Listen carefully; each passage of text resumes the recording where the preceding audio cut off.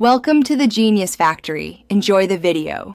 You start by confirming you have at least edit permissions on the target site and library. Without that, you cannot post. Once confirmed, open the Sharepoint site and go straight to the document library or the page where you will add content. Make sure your files are named and metadata planned so you won't pause later. This reduces mistakes. If adding a link or news post, prepare the URL and summary first so you can move quickly through the next steps. Now upload your content. Drag and drop into the library or choose Upload Files and watch the progress bar complete. Once uploaded, select the item and edit properties, fill required metadata fields, add a version comment, and choose the correct content type so search and retention policies work properly. If you're posting a site page or news post, enter title, summary, and images in the page editor. Make sure sharing links, and finish by checking in or publishing the item so it becomes available to others.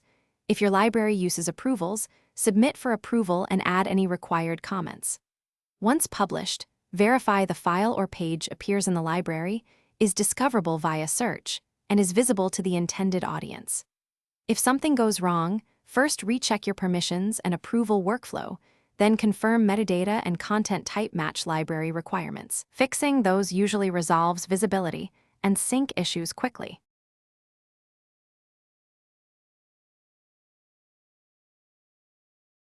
Thanks for watching. If you found this helpful, don't forget to like and subscribe.